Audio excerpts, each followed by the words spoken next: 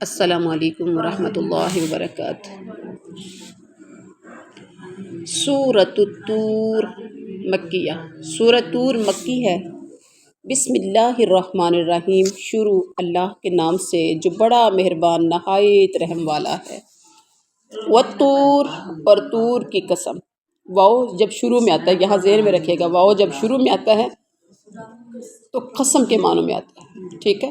قسم ہے طور کی، وکتاب مستور، اور کتاب کی مستور جو لکھی ہوئی ہے۔ طور کی قسم، طور وہ پہاڑ ہے جس پر حضرت موسیٰ اللہ سے ہم کلام ہوئے تھے۔ اسے طور سینا بھی کہا جاتا ہے، اس پہاڑ کو طور بھی کہا جاتا ہے، طور سینا بھی کہا جاتا ہے۔ اللہ نے اس کے اسی شرف کی وجہ سے اس کی قسم کھائی۔ قسم کھائی ہے آپ صلی اللہ علیہ وسلم کے دور میں۔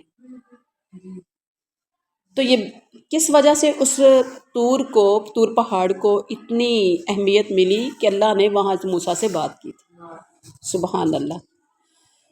اور پھر وہ کتاب مستور، اور لکھی ہوئی کتاب کی قسم۔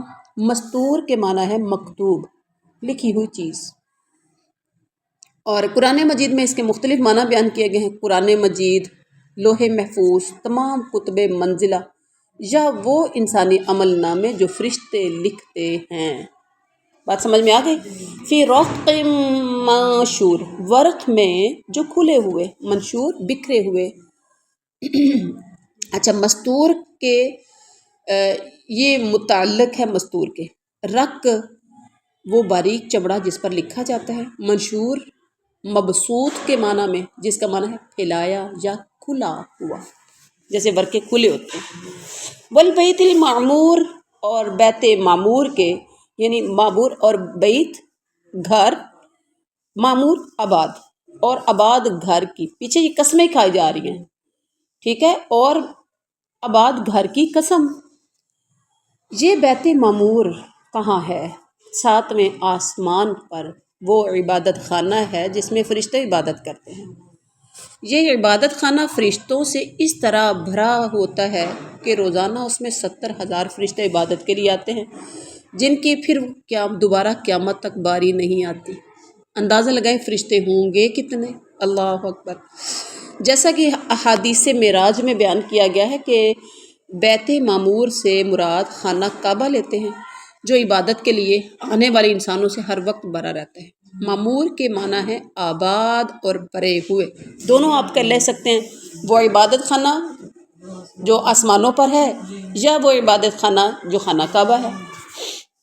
والسقف المرفوع، اور بلند کی ہوئی چھت کی۔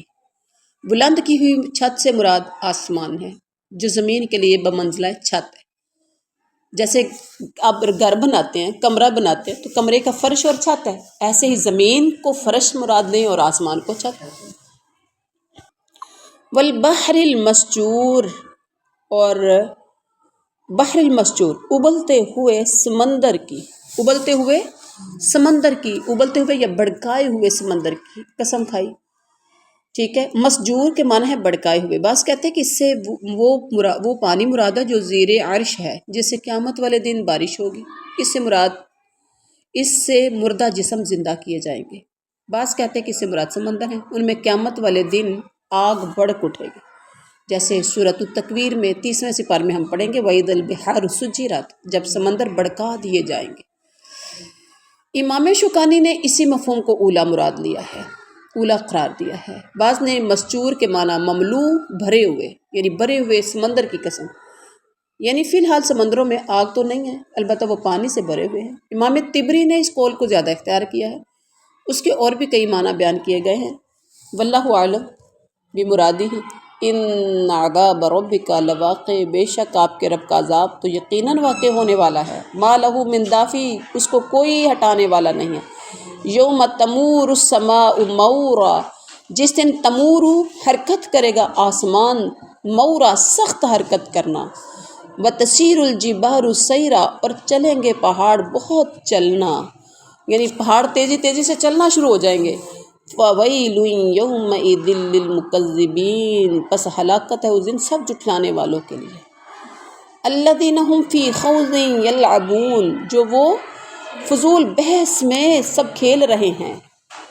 یہ فضول بحث ہے نا، جو کہتے ہیں کہ قیامت نہیں آئے گی، یہ نہیں ہوگا، وہ نہیں ہوگا، جس نے بس جو ہوگا یہی کچھ ہے، مر گئے تو بس بات ختم. تو یہ فضول بحث ہے، اس میں کیا کریں، وہ کھیل رہے ہیں، جھٹلا رہے ہیں اور کھیل رہے ہیں. یوم یدعون، جس دن وہ دھکیلے جائیں گے، الی نار جہنم، جہنم کی آگ کی طرف، دعا، خوب دھکے مار مار کر دھکیلا جانا. ہذہ النار التی کنتم بہا تکذبون، کہا جائے گا یہی ہے وہ آگ جس کو تم جھٹلایا کرتے تھے. افسحر ھذا، تو بھلا کیا جادو ہے یہ، ام کنتم لا تبصرون، یا تم دیکھ نہیں رہے، یعنی کیا یہ جادو ہے، یہ تمہیں نظر نہیں آ رہا. اصلوہا، تم سب داخل ہو جاؤ اس میں. فاصبروا، تو تم صبر کرو، او لا تصبروا، یا تم صبر نہ کرو. سواء علیکم، تم پر برابر ہے، یعنی صبر کرو نہ کرو تمہارے لیے بات ایک ہی ہے، مطلب تمہیں یہ عذاب ملنا ہی ملنا ہے. انما تجزون ما کنتم تعملون، بے شک صرف تم بدلہ دیے جاؤ گے اس کا جو تم عمل کرتے تھے. یعنی دنیا میں جو عمل کیے تھے، جیسا بو کے آئے ہو آج ویسا کاٹنا ہے. دنیا میں جو عمال کر کے آئے ہو اس کا آج بدلہ لینا ہے. ان المتقین فی جنات و نعیم، اور آج اب جہنمیوں کے مقابلے میں متقیوں کا تذکرہ کیا گیا ہے. بے شک متقین باغات میں اور نعمتوں میں ہوں گے. فاکہین، سب لطف اٹھانے والے. بما آتاہم ربہم، اس سے جو دیا ان کو ان کے رب نے. ووقاہم، اور بچا لیا انہیں ان کے رب نے. عذاب الجحیم، جہنم کے عذاب سے. کلو وشربو، اللہ کہہ رہا ہوگا کھاؤ پیو. ہنیم بما کنتم تعملون، خوب مزے سے اس کے بدلے جو تم عمل کرتے تھے. سبحان اللہ. متکئین علی سرر مصفوفہ، سب تکیہ لگائے ہوئے ہوں گے تختوں پر، مصفوفہ قطاروں میں لگے. وزوجناہم، اور ہم نے بیاہ دیا انہیں بحور عین، بڑی بڑی آنکھوں والی حوروں سے. سبحان اللہ. مطلب برابر بچھے ہوئے شاندار تختوں پر بیٹھے ہوئے ہوں گے. ہم ان کے نکاح گوری گوری بڑی بڑی آنکھوں والی حوروں سے کر دیں گے. سبحان اللہ. اور مصفوفہ کیا ہے، جو ایک دوسرے کے ساتھ ملے ہوئے، گویا وہ ایک صف میں ہیں. بعض نے اس کا مفہوم یہ لیا کہ ان کے چہرے ایک دوسرے کے سامنے ہوں گے، جیسے میدان جنگ میں فوجیں ایک دوسرے کے سامنے بیٹھتی ہیں، سامنے آمنے سامنے ہوتی ہیں. اس مفہوم کو قرآن میں دوسری جگہ کہا گیا علی سرر متقابلین. سورۃ صافات میں ہم نے پڑھا تھا کہ جنتی تکیہ لگا کے، ٹیکے لگا کے ایک دوسرے کے سامنے تختوں پر فروکش ہوں گے. ٹھیک ہے. والذین آمنوا، اور وہ جو اپنے رب پر ایمان لائے. واتبعتہم، اور ان کی پیروی کی. ذریتہم، ان کی اولاد نے بھی. ایمان کے ساتھ. الحقنا، تو ہم ملا دیں گے بہم انہیں. ذریتہم، یعنی ہم ملا دیں گے ان کے ساتھ. ذریتہم، ان کی اولاد کو. وما التناہم من عملہم من شیء، اور نہیں ہم کمی کریں گے ان سے ان کے عمل میں سے کچھ بھی. کل امرئ بما کسب، ہر آدمی اس کے ارد جو کسب اس نے کمایا رہین گروی رکھا ہوا ہے. اور جو لوگ ایمان لائے اور ان کی اولاد نے بھی ایمان میں ان کی پیروی کی، غور کیجیے گا، ان کی اولاد نے بھی ایمان میں ان کی پیروی کی، ہم ان کی اولاد کو ان تک پہنچا دیں گے. کیا پتہ چلا کہ ایمان والوں کو ان کی ایمان والی اولاد کو ان تک وہاں پہنچا دیا جائے گا، یعنی ان کی ملاقات کرا دیں گے، یا ان کے جہاں وہ رہتے ہوں گے ویسی جگہ پر ہم ان کو پہنچا دیں گے. سبحان اللہ. اور ان کے عمل سے ہم کچھ نہ کم کریں گے. ہر شخص اپنے اعمال کے بدلے گروی ہے.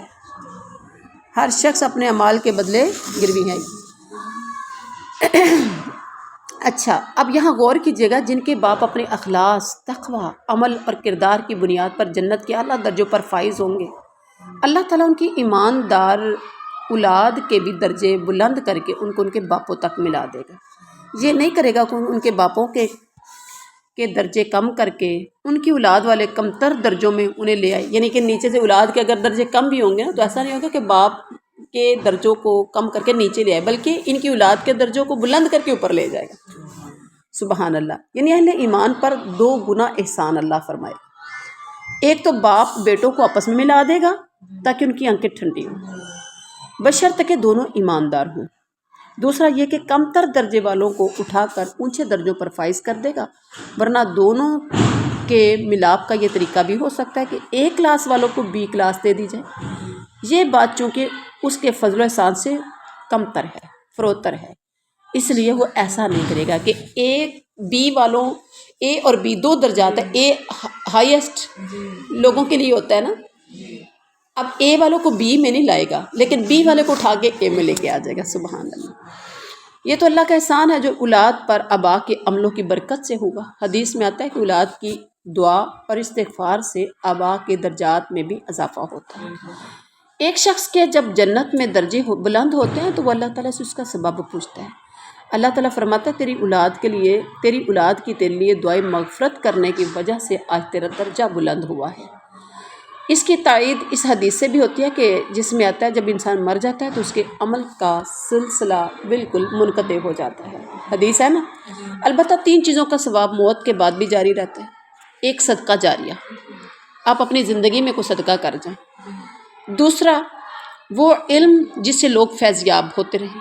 تیسرا نیک اولاد جو اس کے لیے دعا کرتی ہے۔ اور کہا کہ ہر شخص اپنے عمل کے بدلے میں رہین ہے۔ رہین کا مطلب گروی، بمعنی مرہون کے ہیں، گروی شدہ چیز۔ ہر شخص اپنے عمل کا گروی ہوگا، یہ عام ہے، مومن اور کافر دونوں کو شامل ہے۔ مطلب یہ ہے کہ جو جیسا اچھا یا برا عمل کرے گا اس کے مطابق اچھی یا بری جزا دیا جائے گا۔ بات سمجھ میں آ گئی؟ یا اس سے مراد صرف کافر ہے کہ وہ اپنے اعمال میں گرفتار ہوں گے، جیسے اللہ تعالیٰ نے سورۃ المدثر میں کہا، آگے پڑھیں گے، کل نفس بما کسبت رہینہ الا اصحاب الیمین، ہر شخص اپنے اعمال میں گرفتار ہوگا سوائے اصحاب الیمین کے، ٹھیک ہے۔ وَأَمْدَدْنَاهُمْ، اور ہم خوب عطا کریں گے انہیں بِفَاكِهَةٍ وَلَحْمٍ مِّمَّا يَشْتَهُونَ، بفاکہہ میوے و لحم اور گوشت اس سے جو وہ یشتہون وہ سب چاہیں گے، یعنی ہم انہیں خوب عطا کریں گے میوے اور گوشت جو وہ چاہیں گے۔ یتنازعون، اب گرمی کا موسم ہے، کتنے فروٹ ہیں، ذرا باہر کبھی نکلیں، جتنی اچھی اچھی شاپس پہ جائیں گے نا اتنی زیادہ چیزیں، زیادہ ورائٹی مل جاتی ہے۔ بہت بڑی آپ فروٹ کی شاپ پر چلے جائیں، اس میں اتنی ورائٹی رکھی ہوتی ہے۔ کئی ایسے فروٹ ہوتے ہیں ہم کھاتے ہی نہیں ہیں، ہمارے گھر میں آتے ہیں سیب کیلے، گنی چنی 2-3-4 چیزیں آتی ہیں، یعنی مالٹے آ گئے، سیب آ گئے، موسمی اور کیلے آ گئے، انار آ گئے، گنے چنے 3-4-5 فروٹ آتے ہیں۔ اگر آپ کبھی کسی اچھی شاپ پر چلے جائیں تو کوئی 20 طرح کا وہاں فروٹ ہوتا ہے، اور حیرانگی ہوتی ہے، اچھا آ بھی نہیں کدے کھادا۔ تو کبھی کبھی گھر والے جب آپ باہر کا دورہ کر کے آتی ہیں نا خواتین، کئی چیزیں دیکھ کے آتے ہیں یا نیٹ پہ کوئی ایسی چیز دیتی، تو گھر والا کوئی کیلے لے کے آ گیا، سیب لے کے آ گیا، تو کہتے ہیں تانوں ایک ہی لبھدا ہے، جدو ویکھو سیب کیلے چک گئے، بندہ کوئی چیز بدل بھی لینا ہے۔ تو یہ اللہ کی نعمتیں ہیں، ہمیں پتہ بھی نہیں ہوتا۔ ہاں جی، تو یہاں پر نا اللہ تعالیٰ نے ہر وہ چیز جو آپ کا دل چاہے، بس آپ امید رکھیں، یقین رکھیں، یہاں نہیں تو ہاں اگاں صحیح، بالکل صحیح، یہاں نہیں تو اگاں صحیح۔ تو انشاءاللہ آگے اللہ تعالیٰ نے انشاءاللہ اعمال اچھے ہونے چاہیے، اپنے اعمال کا محاسبہ ہم نے خود کرنا ہے انشاءاللہ، اور اللہ کی یہ جو کہ وعدے ہیں وہ پورے ہونے ہیں۔ وَأَمْدَدْنَاهُمْ بِفَاكِهَةٍ وَلَحْمٍ مِّمَّا يَشْتَهُونَ، جو چاہو گے ویسا گوشت ملے گا۔ یتنازعون، وہ سب چھینا جپٹی کریں گے ایک دوسرے سے، فیہا، اس میں، کأسا لا لغو، جام پر نہ کوئی بیہودہ گوئی ہوگی اس میں، ولا تاثیم، اور نہ کوئی گناہ کا کام ہوگا۔ اب یہاں غور کیجیے گا، وہاں پر کیا ہوگا، وہ چھینا جھپٹی کریں گے، یتنازعون، جھگڑا کریں گے، جھگڑا کرنے کے معنوں میں بھی آتا ہے نا۔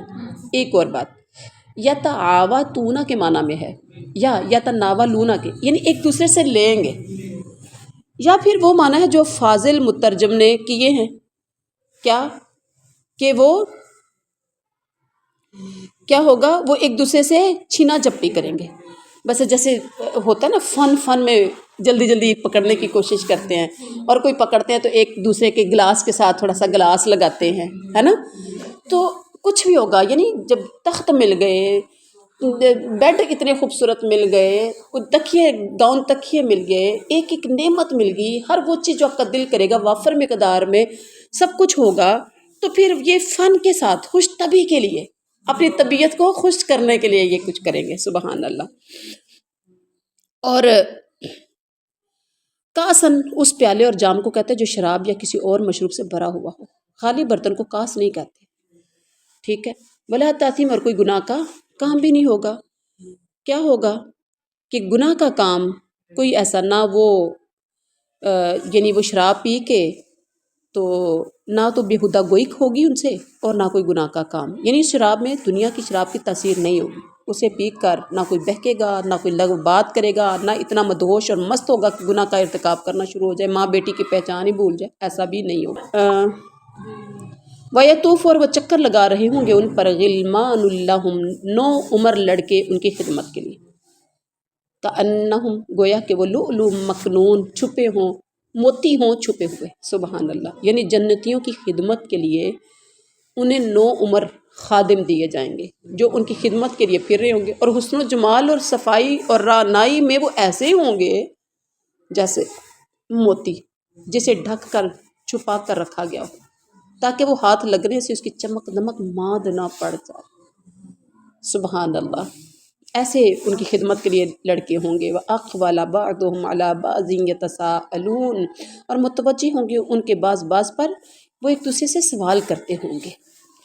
قالوا، وہ کہیں گے اِنَّا كُنَّا قَبْلُ فِي أَهْلِنَا مُشْفِقِينَ، بے شک ہم تھے اس سے قبل اپنے اہل و عیال میں سب ڈرنے والے۔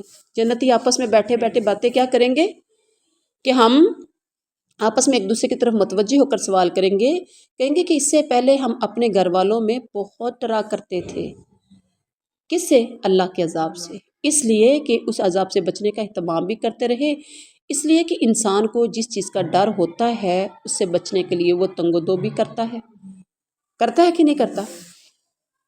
فمن اللہ، تو احسان کیا ہے اللہ نے علینا ہم پر، ووقانا، اور ہمیں بچا لیا عذاب السموم، لو کے عذاب سے، لو کا عذاب، سموم لو جلس ڈالنے والی گرم ہوا کو کہتے ہیں، جہنم کے ناموں میں سے ایک نام ہے، یہ تقریباً اپریل مئی میں یہ لو والی ہوائیں چلتی ہیں۔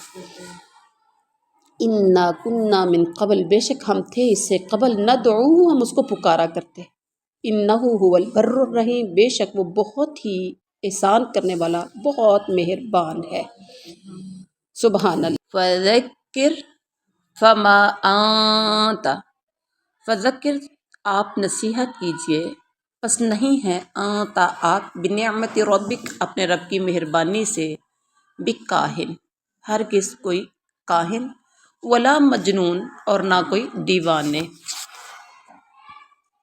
آپ نصیحت کرتے رہیے کیونکہ آپ اپنے رب کے فضل سے نہ تو کاہن ہیں اور نہ ہی دیوانے ہیں۔ اس آیت کریمہ میں اللہ تعالیٰ اپنے نبی صلی اللہ علیہ وسلم کو تسلی دے رہا ہے کہ آپ واعظ، تبلیغ اور نصیحت کا کام کرتے رہیں، یا آپ کے متعلق جو کچھ کہتے ہیں، کبھی ساحر کہتے، کبھی کاہن کہتے، کبھی مجنون کہتے، ان کی باتوں کی طرف آپ کان نہ دھریں، اس لیے کہ آپ اللہ کے فضل سے نہ کاہن ہیں نہ دیوانے ہیں جیسا کہ یہ لوگ کہتے ہیں، بلکہ آپ پر باقاعدہ ہماری طرف سے وحی آتی ہے جو کہ کاہن پر نہیں آتی۔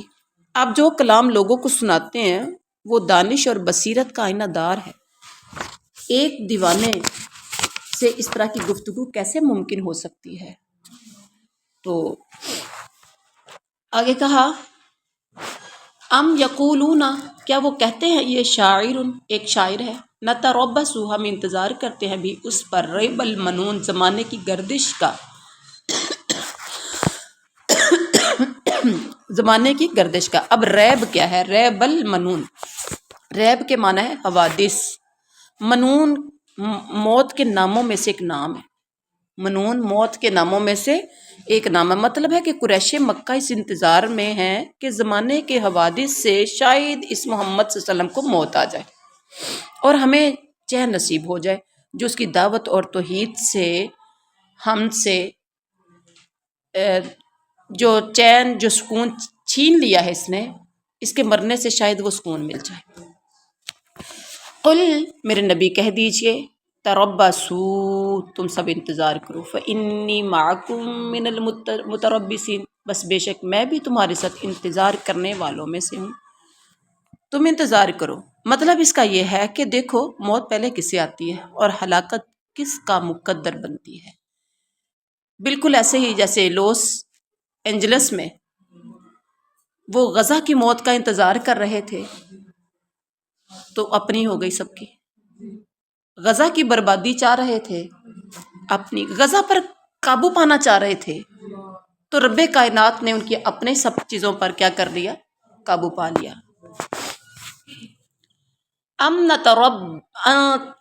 تأمرہم، کیا حکم دیتی ہے انہیں احلامہم، ان کی عقلیں، بہذا، اس بات کا، ام ہم، یا وہ قوم طاغون، سب حد سے تجاوز کرنے والے لوگ ہیں۔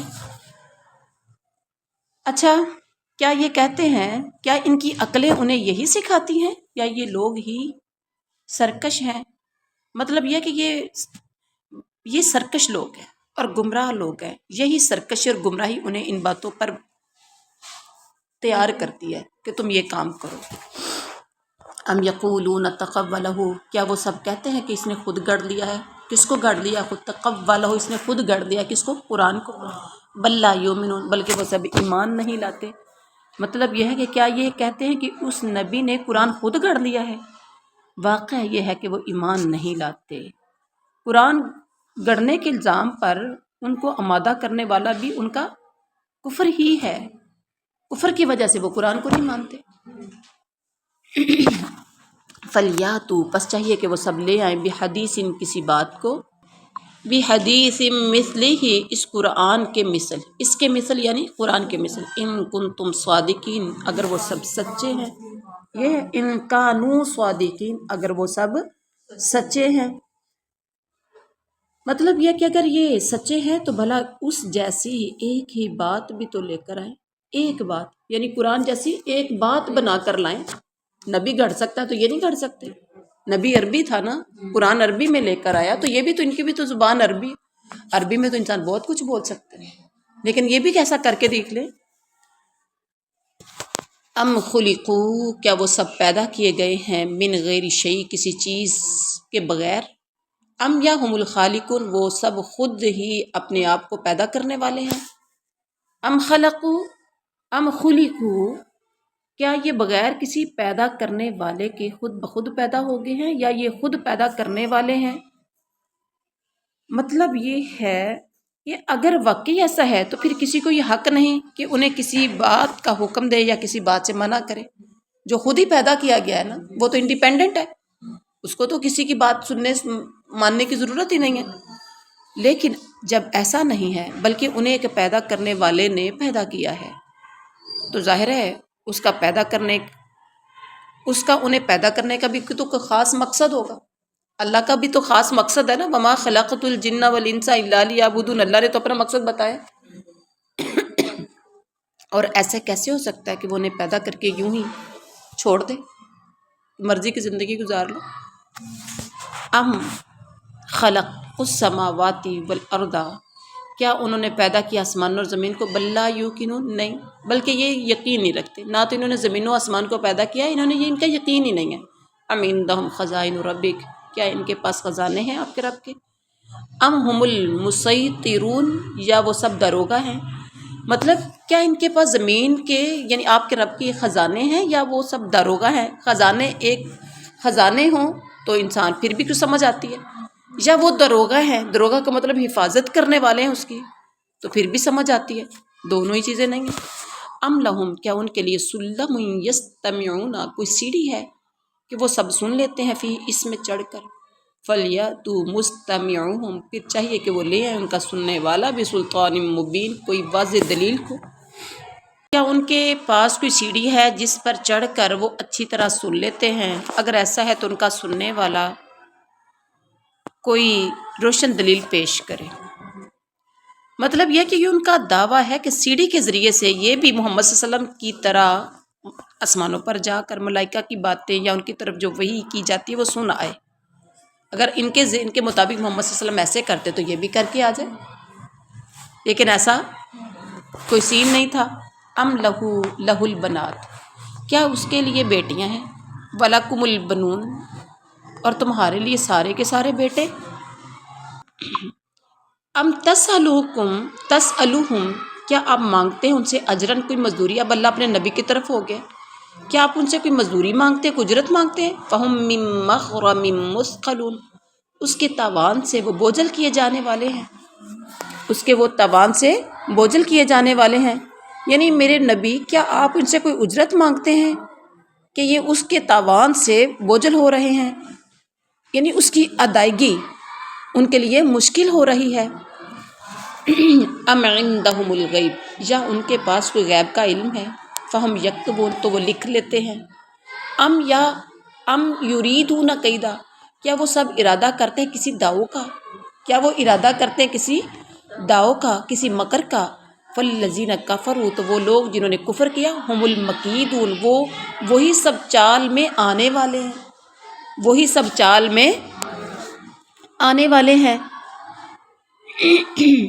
یعنی یقین کر لیں کہ چال میں آنے والے کافر ہی ہیں، قید و مکر ہی ان پر الٹا پڑے گا، اور سارا نقصان اصل میں کافروں کا ہی ہوگا۔ جیسے اللہ نے سورۃ فاطر میں کہا وَلَا يَحِيقُ الْمَكْرُ السَّيِّئُ إِلَّا بِأَهْلِهِ، اور بری تدبیر والوں کا وبال ان تدبیر والوں پر ہی پڑتا ہے۔ قید و مکر ان پر ہی الٹا پڑے گا اور سارا نقصان انہیں کو ہوگا، جیسا کہ اللہ تعالیٰ نے کہا وَلَا يَحِيقُ الْمَكْرُ السَّيِّئُ إِلَّا بِأَهْلِهِ، سورۃ فاطر میں کہا کہ اور بری تدبیر والوں کا وبال ان تدبیر والوں پر ہی پڑتا ہے۔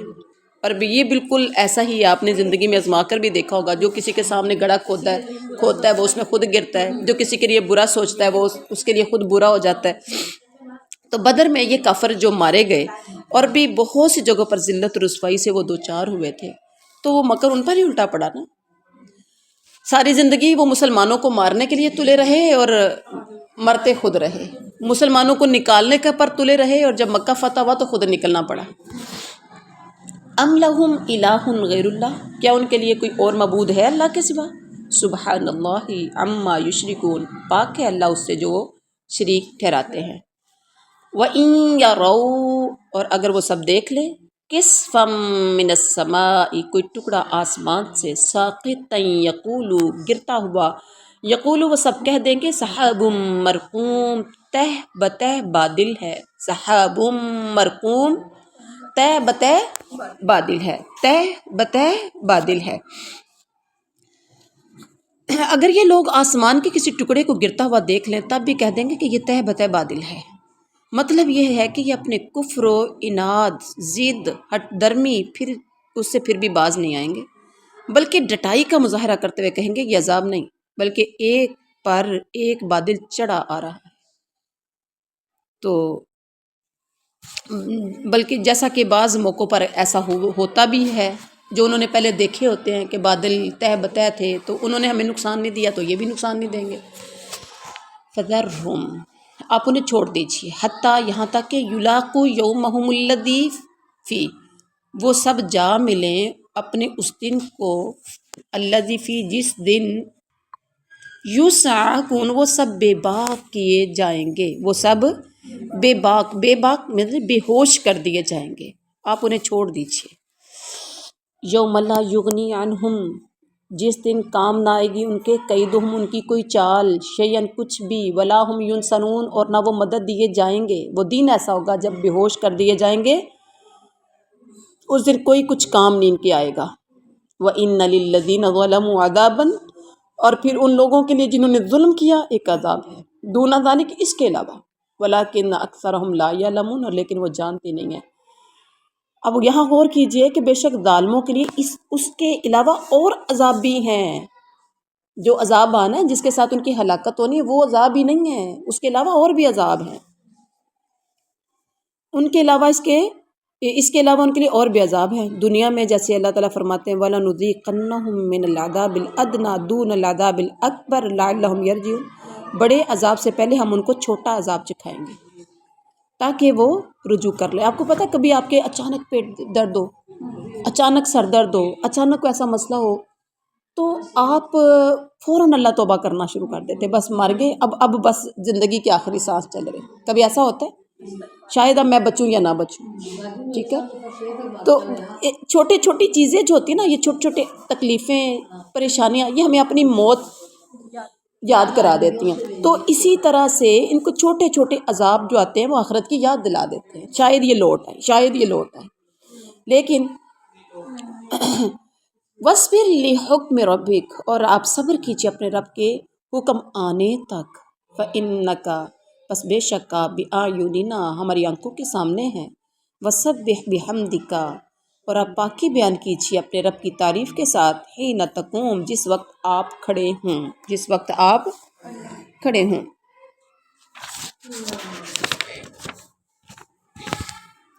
اپنے رب کے حکم کے انتظار میں صبر سے کام لیجیے۔ بے شک آپ ہماری آنکھوں کے سامنے ہیں۔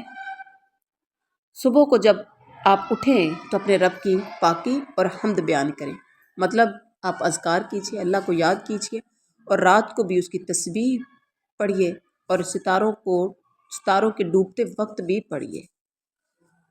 اب یہاں غور کرنا ہے آپ نے، اس کھڑے ہونے سے کون سا یعنی کھڑا ہونا مراد ہے؟ بعض کہتے ہیں جب نماز کے لیے کھڑے ہوں، ہینا تقوم، جس وقت آپ کھڑے ہوں، اس سے مراد بعض کے نزدیک ہے کہ نماز کے لیے کھڑا ہونا، جیسا کہ آغاز نماز میں سبحانک اللہم وبحمدک وتبارک اسمک پڑھا جاتا ہے نا۔ بعض کہتے ہیں کہ جب نیند سے بیدار ہو کر کھڑے ہوں تو پھر آپ اللہ کی حمد بیان کیجیے، الحمدللہ الذی احیانا بعد ما اماتنا والیہ النشور، ٹھیک ہے؟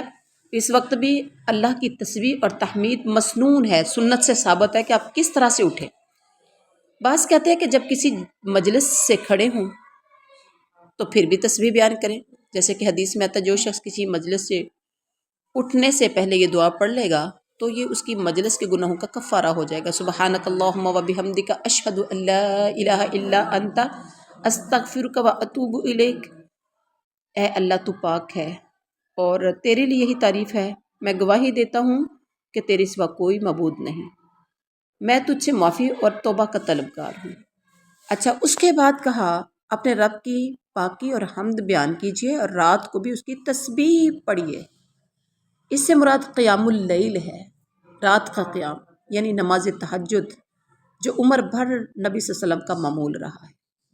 اور پھر اس کے بعد ستاروں کے یعنی یہاں دیکھیں نا، رات کو بھی اس کی تسبیح پڑھی ہے۔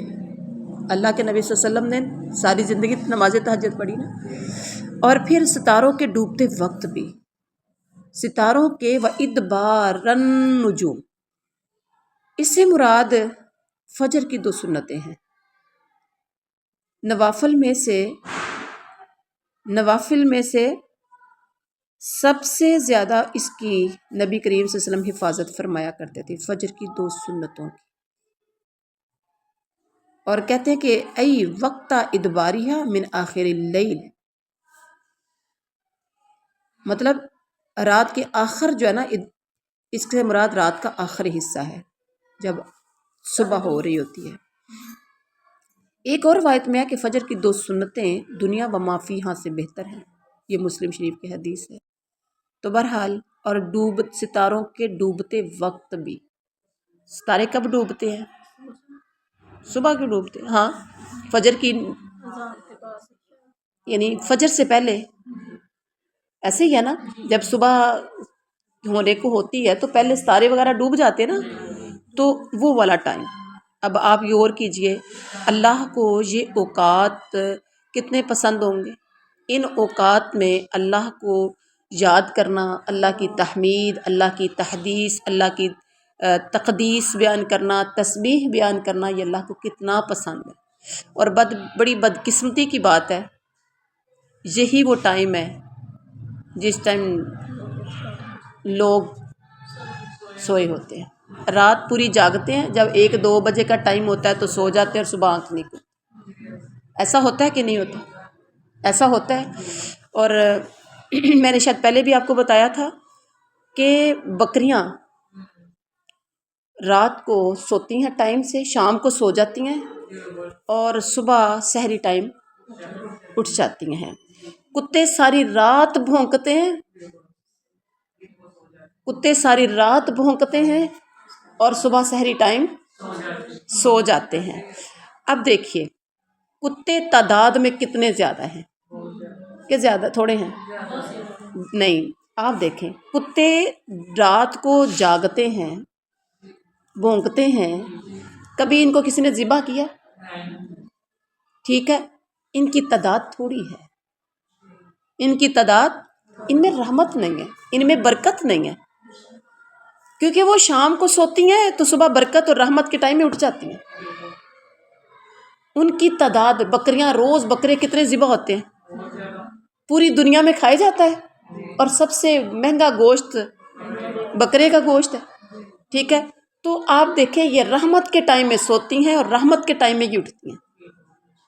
جب امن تھا، سکون تھا، اطمینان تھا، جب لوگوں کے گھروں میں امن اور سکون تھا، جب لوگ شام کو سوتے تھے اور رات صبح ٹائم سے اٹھتے تھے، صبح نماز ٹائم چھوٹے چھوٹے بچے بھی اٹھ کے ساتھ ماؤں کے بیٹھ جاتے تھے، ٹھیک ہے؟ اور آج بالکل کتوں کی طرح ساری رات لوگ جاگتے ہیں اور رحمت کے ٹائم میں سو جاتے ہیں۔ کتوں والا حال ہوا کہ نہ ہوا؟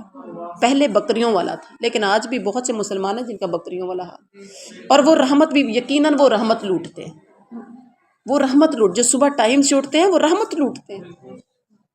اس سے آج ہم کہتے ہیں ہماری کمائیوں میں برکت نہیں ہے، گھر میں ہر چیز موجود ہے، لڑائیاں جھگڑے نہیں ختم ہوتے، کھانے پینے کو سب کچھ موجود ہے، لیکن ناشکری نہیں ختم ہوتی، کپڑے ہیں لیکن جانے لگے شادی پہ، کوئی خوشی پہ، کوئی غمی پہ، کہتے پاواں کیڑا، ہر چیز موجود ہے لیکن ناشکری ختم ہو گئی، رحمت ختم ہو گئی، برکت ختم ہو گئی۔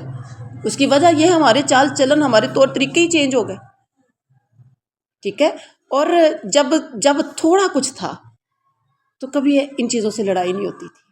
6 چھمائی کے بعد ایک جوتا آتا تھا اور وہ بھی پلاسٹک کے، نائلن کے، یقین جانے اتنے سستے سے جوتے آتے تھے اور بچہ سارا دن اٹھا کے پھرتا تھا ادھر ادھر کہ میرے جوتی آئی ہے۔ تو آج دیکھ لو اس کے پاس 4 جوتے ہوں گے تو کہتا میرا ہے ہی کوئی نہیں، میرے خراب نہیں سارے جوتے، میں پہنے نہیں، یہ میں نے یہ نہیں پہنا، میں نے وہ نہیں پہنا۔ پہلے عورتیں شکر گزار تھیں کیونکہ وہ ذکر و اذکار میں اللہ کے لگی رہتی تھی، دنیا کے اتنا پتہ نہیں تھا، دنیا اتنی اچھی نہیں لگتی تھی۔ آج دینداری سے اتنے دور ہو گئے، اللہ اور اللہ کے رسول سے اتنے دور ہو گئے کہ آج دنیا داری کے پیچھے پڑھ کے تو ہمیں نظر ہی نہیں کچھ ہو رہا، جس کی وجہ سے پریشانیاں، ٹینشنیں، تکلیفیں، دکھ بڑھتے جا رہے۔ ہماری خواہشات اتنی ہیں کہ ہزاروں خواہشیں ایسی، ہر خواہش پہ دم نکلے، لیکن ہماری خواہشیں بڑھتی جا رہی ہیں اور ہم نے اپنی خواہشیں بڑھا بڑھا کے اپنے آپ کو ٹینشن میں ڈال دی۔ کوئی خودکشی کر رہا ہے اور کوئی بہن بھائیوں سے پکا پکا بائیکاٹ کر رہا ہے، کوئی قتل کر رہا ہے، کہیں سگی ماں اپنے بیٹے کو مار رہی ہے تو کہیں بیٹا اپنے باپ کو مار رہا ہے، تو کہیں بیوی اپنے شوہر کو قتل کر رہی ہے، تو کہیں شوہر اپنی بیوی کو قتل کرنے کے چکر میں ہے۔ آپ دیکھیں ایک دوسرے کے دشمن بن رہے ہیں، کس لیے؟ یہ پیسے کی ہوس ہے، یہ لالچ ہے، یہ دنیا میں پڑھنے کا، یہ سب کچھ ہے، یہ دنیا میں پڑھنے کا نتیجہ ہے۔